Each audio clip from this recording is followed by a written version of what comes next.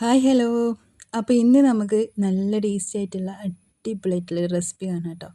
മുട്ടയൊക്കെ കഴിക്കാൻ മടിയുള്ള കുട്ടിയൊക്കെ ഉണ്ടാക്കി കൊടുക്കാൻ വേണ്ടി പറ്റുന്ന നല്ലൊരു ഈവനിങ് സ്നാക്കിൻ്റെ റെസിപ്പി ആയിട്ടോ വന്നിട്ടുള്ളത്. നമുക്കിത് കുട്ടികൾക്ക് ലഞ്ച് ബോക്സിലും സ്നാക്സ് ബോക്സിലും ഒക്കെ ആയിട്ട് കൊടുക്കാനും പറ്റും കേട്ടോ.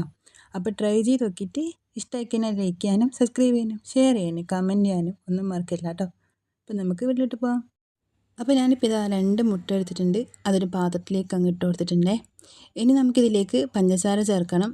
അപ്പം നമ്മളെ മധുരത്തിനനുസരിച്ചാട്ടോ ചേർക്കേണ്ടത്. ഒരുപാട് മധുരമൊക്കെ ഇഷ്ടമുണ്ടെന്നുണ്ടെങ്കിൽ നമുക്ക് 1 ടേബിൾ സ്പൂണൊക്കെ പഞ്ചസാര ചേർക്കാം. അല്ലാന്നുണ്ടെങ്കിൽ ഒരു 1.5 ടീസ്പൂണോ 1 ടീസ്പൂണോ ചേർത്താൽ മതി കേട്ടോ. അത്യാവശ്യം മധുരം ഉണ്ടാവും, എന്നാൽ ഒരുപാട് മധുരവും ഇല്ല കേട്ടോ. അങ്ങനെ കിട്ടുമേ. അപ്പോൾ ഞാനിപ്പോൾ ഇതിലേക്ക് ആവശ്യമുള്ള പഞ്ചസാര ചേർത്ത് കൊടുത്തിട്ടുണ്ട്. അതിന് കൂടെ തന്നെ 1 ഏലക്കായ ഒന്ന് ചെറുതായിട്ട് പൊടിച്ചിട്ടും ചേർത്തിട്ടുണ്ട് കേട്ടോ. എന്നിട്ട് എല്ലാം കൂടി നന്നായിട്ടൊന്ന് മിക്സാക്കി എടുക്കുകയാണേ ചെയ്യുന്നത്. അപ്പോൾ ഇതാ പഞ്ചസാരയും മുട്ടയൊക്കെ കൂടി നമ്മൾ നന്നായിട്ട് മിക്സാക്കി എടുത്തിട്ടുണ്ട്. ഇനി നമുക്ക് ഇതൊരു സൈഡിലേക്ക് അങ്ങ് മാറ്റി വെക്കാം. അതിനുശേഷം നമുക്ക് വേറൊരു പാത്രം അടുപ്പത്തോട്ട് വെച്ച് കൊടുക്കാം കേട്ടോ. അപ്പോൾ ഇപ്പം നമ്മളിതാ ഒരു പാത്രം വെച്ച് കൊടുത്തിട്ടുണ്ടേ. അതിലേക്ക് 1.5 ടീസ്പൂണോളം ഗീ ആട്ടോ ചേർത്ത് കൊടുത്തിട്ടുള്ളത്. അതിലേക്ക് ഇപ്പം നമ്മൾ ചേർത്തിട്ടുള്ളത് റവയാണ്. 1/4 കപ്പ് റവയാണ് എടുത്തിട്ടുള്ളത്. നമ്മളിപ്പോൾ 2 മുട്ടക്കല്ലേ ചെയ്യുന്നത്, അപ്പം 1/4 കപ്പ് റവ മതിയാവട്ടോ. അപ്പോൾ ആ ഒരു റവ നമ്മളിതാ പാത്രത്തിലേക്ക് ഇട്ട് കൊടുത്തിട്ട് ഈ ഒരു നമ്മളെ ഗീയിലിട്ട് നന്നായിട്ടൊന്ന് വറുത്തെടുക്കണം. വറുത്തെടുത്തിട്ട് കളറും ആ ഒരു സ്മെല്ലൊക്കെ ഒന്ന് മാറി റവ ഏകദേശം ഒന്ന് കുക്കായിട്ട് വരുന്ന ആ ഒരു പാകത്തിനായി കിട്ടണം കേട്ടോ. നന്നായിട്ട് വറന്ന് വരുന്ന സമയത്ത് നല്ലൊരു സ്മെല്ലൊക്കെ വരും. അപ്പം നമുക്കിതിലേക്ക് ബാക്കിയുള്ളതൊക്കെ ചേർത്ത് കൊടുക്കാം. അപ്പോൾ ഇപ്പോൾ ഇതാ റവയൊക്കെ ഏകദേശം ഒന്ന് വറന്ന് അതിൻ്റെ ആ ഒരു കളറും സ്മെല്ലൊക്കെ ഒന്ന് മാറി തുടങ്ങിയിട്ടുണ്ടേ. അപ്പോൾ ഈ ഒരു സമയത്തൊക്കെ ലോ ഫ്ലെയിമിൽ വെച്ചെടുക്കുക, പ്രത്യേകം ശ്രദ്ധിക്കുക. ലോ ഫ്ലെയിമിൽ വെച്ചിട്ട് വേണം നമ്മൾ നന്നായിട്ട് ഇതിങ്ങനെ വറുത്തെടുക്കാൻ വേണ്ടിയിട്ട്.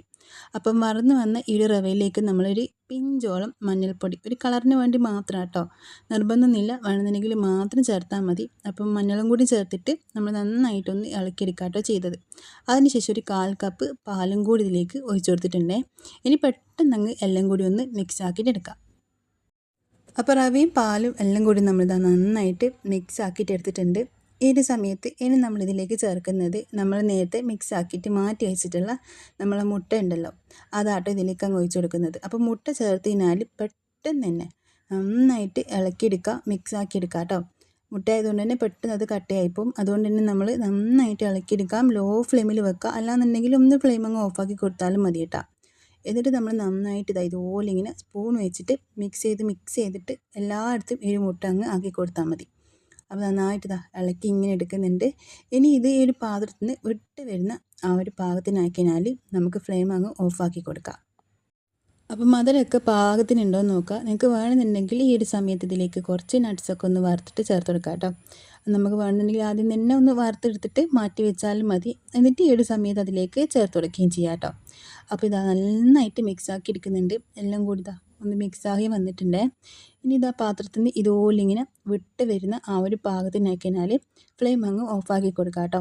ഇനി ഒരുപാട് സമയം വെക്കേണ്ട ആവശ്യമില്ല. ഇതിപ്പോൾ നല്ല സെറ്റായിട്ട് റെഡി ആയിട്ട് വന്നിട്ടുണ്ട്. അപ്പോൾ ഫ്ലെയിം ഓഫ് ചെയ്തിട്ട് നമുക്കിത് വേറൊരു പാത്രത്തിലേക്ക് ഇട്ട് കൊടുത്തിട്ട് സെറ്റ് ചെയ്തിട്ടും കഴിക്കാം. ഇനി അല്ലാന്നുണ്ടെങ്കിൽ നമുക്കിതാ ഇതുപോലെ അങ്ങ് കഴിക്കാം കേട്ടോ. രണ്ടാണെങ്കിലും നല്ല ടേസ്റ്റ് തന്നെയാണ് ഉണ്ടാകാൻ. അപ്പോൾ ഇതാ ഫ്ലെയിം ഓഫ് ചെയ്യുന്നുണ്ടേ. അപ്പോൾ ഞാനിപ്പോൾ ഇതുപോലെ ഒരു പാത്രത്തിലേക്ക് ഇതൊന്ന് സെറ്റ് ചെയ്തിട്ട് കട്ട് ചെയ്തിട്ട് കഴിക്കാം കേട്ടോ ചെയ്യുന്നത്. ഇനി അല്ലാന്നുണ്ടെങ്കിൽ നിങ്ങൾക്ക് ഇതുപോലെ ചൂടോടെ തന്നെ കഴിക്കുകയും ചെയ്യാം. ഇനി ഫ്രിഡ്ജിൽ വെച്ചിട്ട് കഴിക്കുന്നതാണെങ്കിലും അടിപൊളി ടേസ്റ്റ് ആട്ടോ ഉണ്ടാകാൻ. അപ്പോൾ ഇതിലേക്ക് ഇട്ട് കൊടുത്തിട്ടുണ്ട്. ഇനി നമ്മൾ നന്നായിട്ട് ഇതൊന്ന് ഷേപ്പാക്കി എടുക്കാം കേട്ടോ ചെയ്യുന്നത്. എന്നിട്ട് ഇതിനെ ഒരു 5-10 മിനിറ്റ് ഒന്ന് ചൂടാറാൻ വേണ്ടി വെയിറ്റ് ചെയ്യാം. ചൂടാറിക്കഴിഞ്ഞാൽ നമുക്കിത് ഇഷ്ടംപോലെ ഏത് രീതിക്ക് വേണമെങ്കിലും കട്ട് ചെയ്തിട്ട് കഴിക്കാം കേട്ടോ. അപ്പോൾ ഇപ്പം നമ്മളിത് നന്നായിട്ട് സെറ്റ് ചെയ്തിട്ട് എടുത്തിട്ടുണ്ട്. ഇതൊരു സൈഡിലേക്ക് നമുക്ക് മാറ്റി വെക്കാം കേട്ടോ.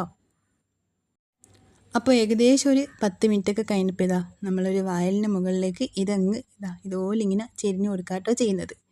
അപ്പോൾ അടിപൊളിയായിട്ടുള്ള നമ്മളെ റെസിപ്പി റെഡി ആയിട്ടുണ്ട്. നമ്മൾ സാധാരണ റവ വെച്ചിട്ടൊക്കെ ഹൽവ ഉണ്ടാക്കാറില്ലേ, അപ്പോൾ ഇതാണ് നമ്മൾ റവയും മുട്ടയും വെച്ചിട്ടുള്ള നല്ല കിടിലനായിട്ടുള്ള ഹൽവ കേട്ടോ. നല്ല ടേസ്റ്റാണ് കഴിക്കാൻ വേണ്ടി. നിങ്ങൾക്ക് നെയ്യൊക്കെ ഒരുപാട് ഇഷ്ടമാണെന്നുണ്ടെങ്കിൽ നമുക്ക് കുറച്ചധികം നെയ്യൊക്കെ ചേർത്ത് കൊടുക്കാം കേട്ടോ. അപ്പോൾ ഇത് കുറച്ച് ഹെൽത്തി ആയിട്ടും എന്നാൽ നല്ല ടേസ്റ്റി ആയിട്ടോ ഉണ്ടാക്കിയെടുത്തിട്ടുള്ളത്. ഇഷ്ടമുള്ള രീതിക്ക് കട്ട് ചെയ്തിട്ട് നമുക്ക് കഴിക്കാം. കുട്ടികൾക്കാണെങ്കിലും ഒരുപാട് ഇഷ്ടപ്പെടുന്ന നല്ല സിമ്പിളായിട്ടുള്ള റെസിപ്പി ആട്ടോ. എന്തായാലും ഒന്ന് ട്രൈ ചെയ്ത് നോക്കുക. ഇഷ്ടമായിക്കണേ ലൈക്ക് ചെയ്യാനും സബ്സ്ക്രൈബ് ചെയ്യാനും ഷെയർ ചെയ്യാനും കമൻറ്റ് ചെയ്യാനും മറക്കല്ലേ. അപ്പം നമുക്ക് മറ്റൊരു നല്ലൊരു വീഡിയോ പിന്നെ കാണാം. Bye, thank U.